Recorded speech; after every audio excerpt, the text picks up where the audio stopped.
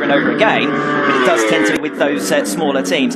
Second stint here for Toprak Razgatlioglu. 2 fast laps immediately at the start of that second stint, and both of them fastest laps of this session. He's got his fastest time now down to a 1 minute 36.389. So Toprak certainly showing the way. Jonathan Ray is the best part of a second behind him at the moment. He hasn't gone out, of course, yet for his second stint, but little doubt about it, this is going to be a fascinating season finale. Everyone weighing in with their thoughts ahead of this final round. Yeah, even former world champion Troy Bayliss giving his thoughts on it, and he's dead right when he says it's not over till it's over, and you're going to expect to see everything that Jonathan Ray has thrown at Toprak over the course of this weekend. I was speaking to Johnny on the flight over, and he said that this is a very strange situation for him to come into the championship decider without any expectation. He obviously wants to be able to get everything he can from this weekend, but he hasn't given thought to really what it could mean to win the championship. He's just focusing on getting as many points as possible. He hasn't thought about celebrations, he hasn't thought about anything else. He's really just trying to put some pressure on Toprak, get some good results and see what happens. But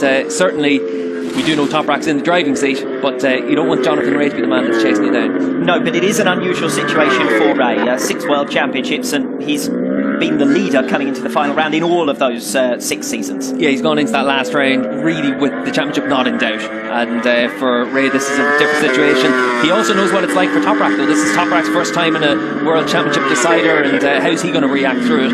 On the basis of what we've seen in free practice 1 so far, Toprak's looking pretty at ease. Another fastest lap from him there. He's chipped away a couple of tenths of a second on the last couple of laps. So for Toprak, he's looking pretty comfortable right now. Yeah, saw him in the airport on the way through the international journey that we've all taken to make our way here to Indonesia. And Toprak looked as relaxed and as happy as he always does. And Razgatlioglu, well, he hasn't shown any signs of cracking under pressure at any stage this season. We've said previously the only retirements have been mechanicals or misfortune, and I don't suspect that he's going to be an easy nut to crack for Jonathan Ray this weekend either. No, I think it's going to be really difficult, and Ray is going to have to rely on a bit of misfortune for Toprak, because over the course of this season we haven't seen anything from Toprak that would make you think that he would crack under pressure. And even if you think back to the last few years for him, from whenever he started really becoming a front-running rider in 2019, from I think it was Misano was that first time he had a real battle with Jonathan Ray. He doesn't put his foot wrong too often, Toprak. We don't see too many crashes from him. He doesn't panic whenever he's in a battle with anyone, and from that sort of point onwards he's been a real frontline top tier rider, and Yamaha are going to feel pretty comfortable that he's the rider that they have in their corner.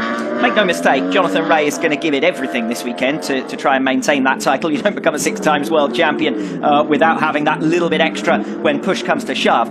That said, interesting comments in advance of this weekend where Jonathan Ray talks about not feeling the pressure to too great an extent, and Perariba saying much the same, that they don't feel the pressures on them, and that's because frankly it looks at the moment as though the championship is out of their hands. It's not mathematically in their hands. 3 wins for Jonathan Ray, and he'd still be relying on results to go his way from Toprak. So they don't feel that pressure to too great an extent, or at least that's what they're saying.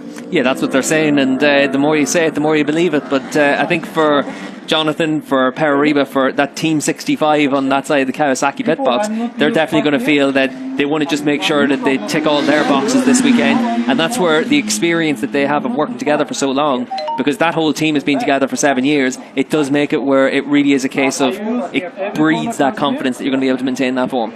Toprak Razgatlioglu has maintained his form throughout this 2021 campaign, and although it took him until the 3rd race of the weekend at the 3rd round of this 2021 season to take his first victory, he's had a fair number since then, and to be perfectly honest, the momentum has been with him. There's no argument against that. When Jonathan Ray has made back points on each occasion, Toprak has been able to respond, and the winningest rider, to coin the American phrase, of 2021 has been Razgatlioglu, the championship leader. Yeah, Toprak's been the top rider all the way through this season. He's been the rider to beat, and certainly he's had his bad luck, and that's what's kept the championship a little bit closer than it's been.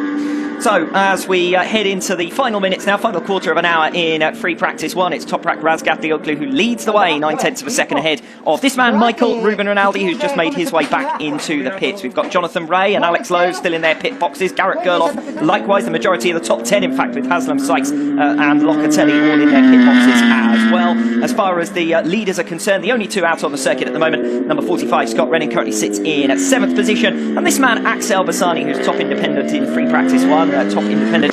Yet again, Bassani, 137.696. And the top independent ranking, as far as riders are concerned, is one of the things of interest over the course of this final round, because you've got Garrett Gerloff on 213 points, Axel Bassani on 199, and momentum, frankly, has been with Bassani as he crosses the line to go third fastest in this session with 137.186. Yeah, what's interesting again, though, is he loses 0.4 of a second to Toprak in that final sector, and in that final sector, no one's gotten closer than